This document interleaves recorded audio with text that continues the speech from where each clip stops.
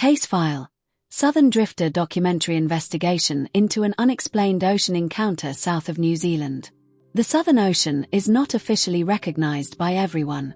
For decades, it was simply considered the southern reaches of the Pacific, Atlantic, and Indian Oceans. But sailors knew better long before institutions agreed.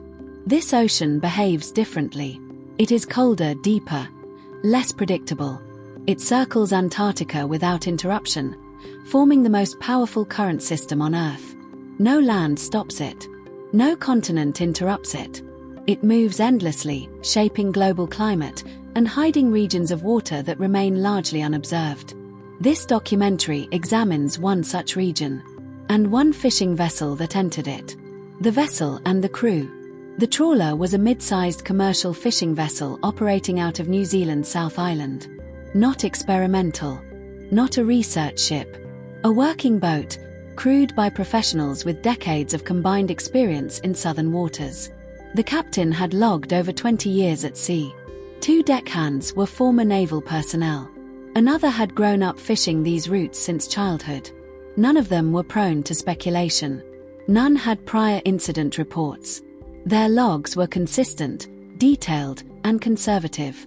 The voyage south was routine. Weather conditions were favorable. Barometric pressure stable, no solar storm activity, no seismic events reported. Nothing, on paper, suggested what followed. Entering the southern band.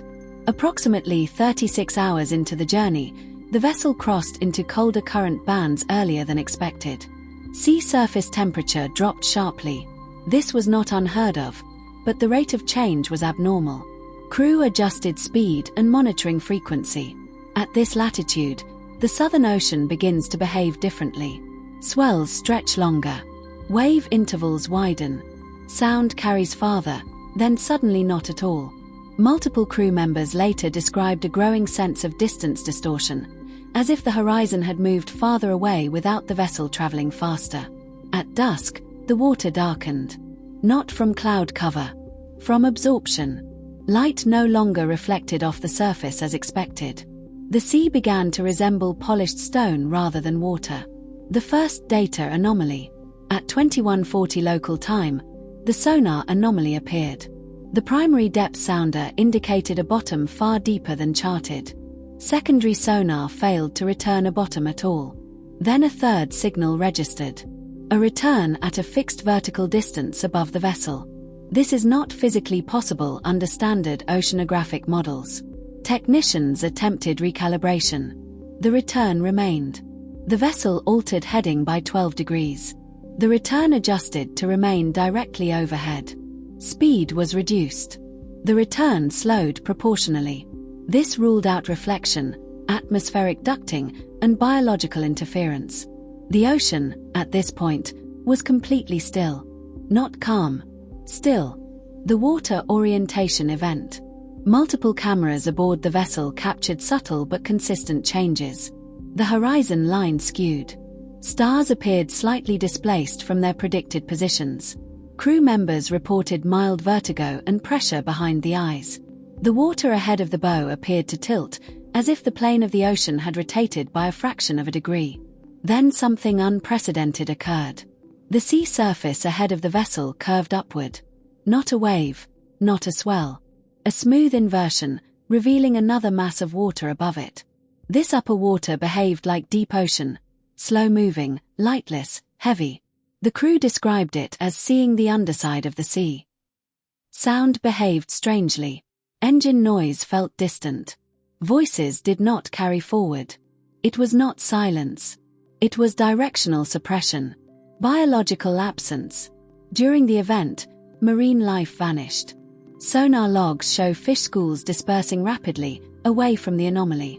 Seabirds exited the area entirely. No biological entity entered the inverted zone. This is significant. Marine animals respond to pressure changes faster than instruments. Their absence suggests detection of something beyond human perception. One crew member later stated, "It felt like the ocean was holding its breath." Time and orientation errors. The event lasted approximately 11 minutes. During this time, Internal clocks aboard the vessel desynchronized. GPS logs recorded drift inconsistent with engine output. Crew reported conflicting sensations of weight and balance. Importantly, gravity did not reverse. Instead, orientation became ambiguous.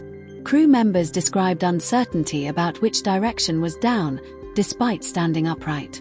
One said, "It felt like the ocean was on both sides of us." Termination. Without warning, the anomaly ended.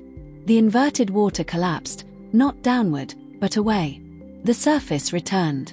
Wind noise resumed. Wave texture reappeared. The sonar return vanished instantly. No shockwave, no turbulence, no residual disturbance. The ocean corrected itself, as if the condition had never existed. Aftermath and psychological impact. No crew members were physically harmed, but psychological effects persisted. One deckhand experienced acute insomnia and disorientation. Another refused future southern assignments. The captain permanently altered his routes. Independent investigations found no mechanical explanation.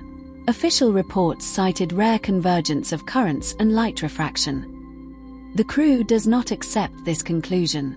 Pattern emergence. In the weeks following, autonomous ocean floats south of New Zealand transmitted corrupted depth data. A scientific vessel logged orientation anomalies in wave behavior. Unrelated fishermen reported flat black water under clear skies. No connection has been officially acknowledged, but the similarities are notable. The Southern Ocean remains one of the least understood systems on Earth. It contains depths deeper than most trenches, currents that encircle the planet, and regions where physics behaves inconsistently. This case suggests a possibility not yet explored: that the ocean is not a single volume, but a layered system, capable, under certain conditions, of exposing orientations not meant for surface observers.